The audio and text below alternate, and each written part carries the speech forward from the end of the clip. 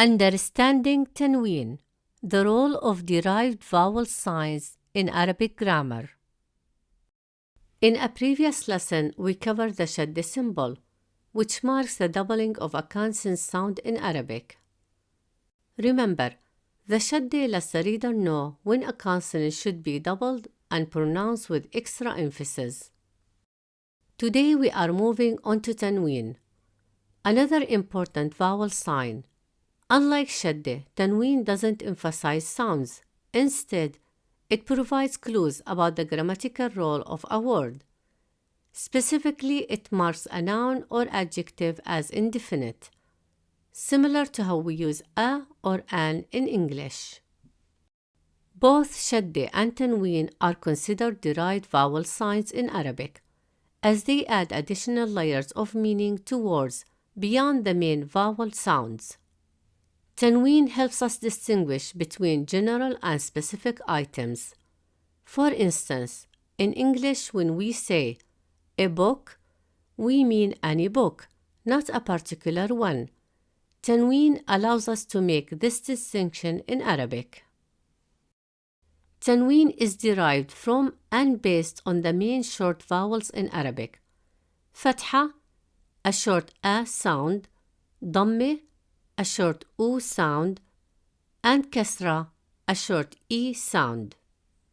Together, these derived vowel signs, shadda and Tanween, are mainly used in formal settings, such as classical Arabic writing, reading, and formal conversations, to give precise meaning. There are 3 types of Tanween based on the short vowels it's derived from. Each one adds a slightly different sound to the end of the word. Tanween fatha adds the sound an to the end of the word, as in kitaban, kitaban, a book. Tanween dammah adds the sound on to the end, as in kitabun, kitabun, a book. Tanween kasra adds the sound in to the end, as in kitabin, kitabin, same, a book. These variations exist because each type of Tanween fits a different grammatical context. However, they all serve to make a noun or adjective indefinite, meaning it refers to something general. Now let's talk specifically about Tanween. It has some unique functions. Tanween only appears at the end of a noun or adjective. It tells us that the noun or adjective is indefinite, meaning it's general, not referring to a specific person or thing. When Tanween is added to a word, it doubles the final vowel sound. Let's see how this works with an example. Let's take the word kitab, which means book. By adding Tanween, we change its meaning to a book, any book, not a specific one. With Tanween fatha, it sounds kitaban, a book, with the final sound an. With Tanween dammah, it sounds kitabun, also a book, with the final sound on. Please note, Tanween dammah in print, it appears as one dammah mark with a small curve extending from the tail of the first dammah, representing the second dammah above the last letter. In handwriting, depending on the style, the 2 dammah marks may appear either slightly separated or connected, but remain fully shaped and clear above the final letter. Also note, Tanween fatha appears as 2 fatha marks above the last letter. Often a silent alif is added at the end of the word to hold the Tanween fatha. This alif is only there as a seat and is not pronounced. With Tanween kasra, it sounds kitabin, still a book, with the final sound in.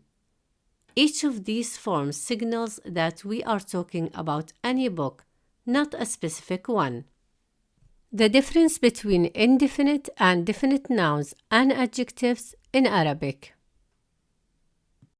In Arabic, nouns can be indefinite or definite, depending on whether they refer to something general or specific.